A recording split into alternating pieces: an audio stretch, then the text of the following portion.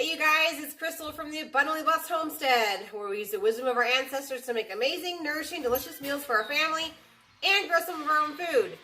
Today I'm going to be recording several videos because this weekend is Mother's Day, so if you've forgotten and you have a mother, kind of important to remember.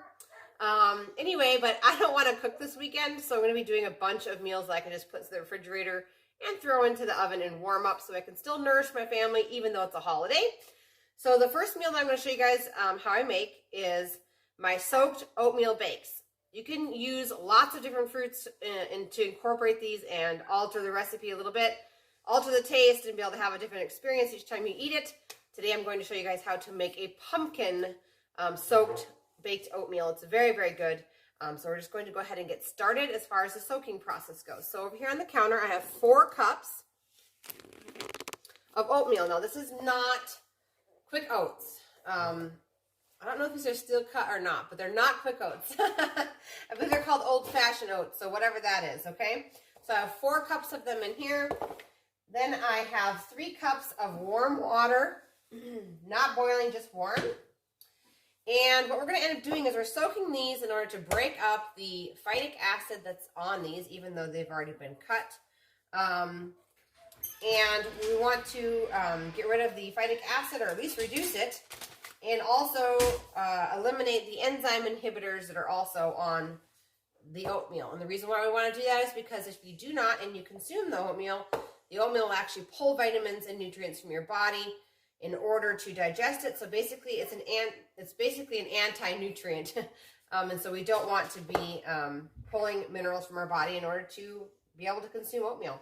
So a lot of people just soak oatmeal, and that's okay, but it actually doesn't remove a lot of the phytic acid on the oatmeal. And so to take it a step further, you can buy something that's called rye flakes, or you can grind your own rye flour or buy your own rye flour. I'm going to be using my own rye flour today, and we're going to go ahead and we're going to add to the 4 cups of oats. We are going to add 2 tablespoons. This is a half a tablespoon spoon, so I'm going to add 4 of these. We need 2 tablespoons of rye flakes or rye flour being added to this little mixture.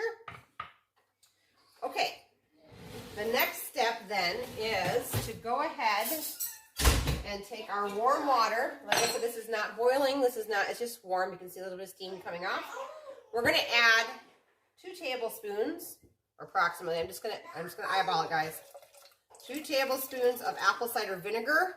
You want raw apple cider vinegar with the mother still in it, okay? For Mother's Day. Anyway, I'm gonna go ahead and pour this warm water with apple cider vinegar on top of the oats, and we're just gonna give it a good stir. Okay. If you work relatively quickly, you'll be able to incorporate the water and the apple cider vinegar mix all over into the oats, okay? You obviously don't want to pour it and walk away, because then only some of the oats will receive the water apple cider vinegar treatment. And basically, the reason why we're incorporating rye is because rye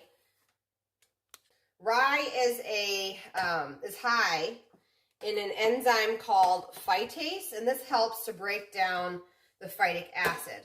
Another option, if you are gluten intolerant, you could also do buckwheat. Buckwheat is also high in phytase. Okay, so we just mix this up well. The water is almost totally soaked up. I'm just going to kind of smush the oatmeal down. And then we're going to put a lid on this. And we're going to let it soak at least 8 hours. So you could do this like the night before if you're making a breakfast. We're going to soak it for at least 8 hours. If you're extremely sensitive with your teeth or something when you eat grains, you might want to go longer, more like 24 hours. If there's still sensitivity, then I would highly advise you to watch my video on how to heal your own cavities, because you've got some tooth issues that need to be repaired there. So we're going to let this sit for 8 hours, and I'll bring you guys back. Okay, so our oatmeal has been soaking for 8.5 hours. You're going to want to at least go 8 hours. You could go up to 24 if you'd like. And so I'm going to go ahead and take the lid off, and then I'm going to angle the camera down. In this bowl here, I have 4 whole eggs. And I'm going to go ahead and add our soaked oatmeal to the bowl. Okay, next ingredient after that is 2 cups of pumpkin puree, which is basically 1 can of organic pumpkin puree, 15 ounces. Next ingredient is baking powder. You need 2 teaspoons of baking powder. Next ingredient is 1 teaspoon of vanilla. I buy my vanilla extract from Azure Standard.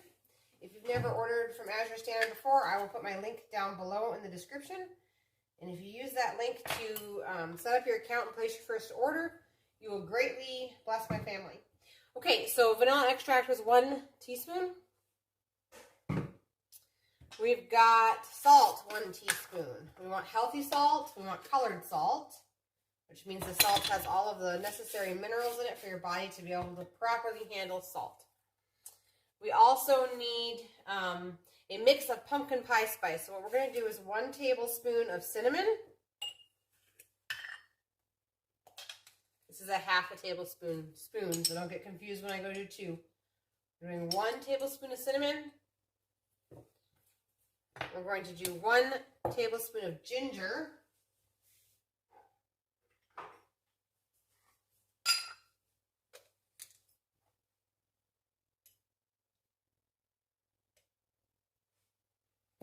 We're going to do ½ tablespoon of nutmeg.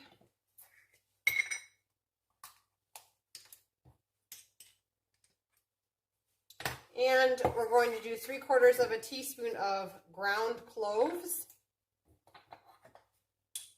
3/4 teaspoon. Okay, we're going to go ahead and preheat our oven to 350 degrees. Or sorry, 375. 375 degrees. And then we're going to add our honey and we're going to get to mixing this. We need 3/4 cup of honey.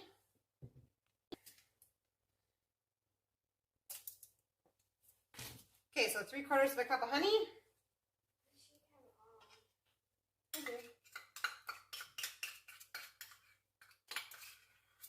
Then we're going to go ahead and use a spoon to mix this all up. And then we're going to get out our pan. It's been a long time since Mom's made this recipe. Yeah, that smells like whatever ice cream. It smells delicious. Okay, next step is to go ahead and grease the pan with your choice of healthy fat. Our healthy fats are semi-solids at room temperature.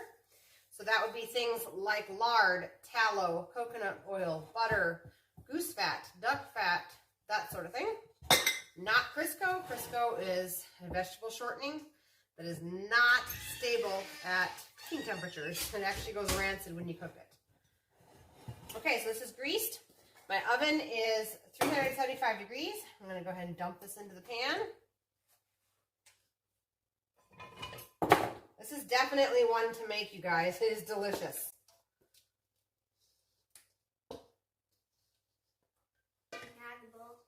Sure, you want to look it out? Mm-hmm. There you go. All right, so this is going to go into the oven at 375 degrees for 1 hour, and then it's done. Okay, so this pumpkin oatmeal bake has baked at 375 degrees for 1 hour, and it is now ready to either cut and serve, or you could put it in the refrigerator, as I'm going to do, and we're going to eat off of it for a couple of days. But also, this does freeze well. So anyway, if you guys like this video, please give it a thumbs up. That helps their algorithm, helps more people learn about properly preparing their grains. And thank you so much for watching. I'll see you guys in the next one.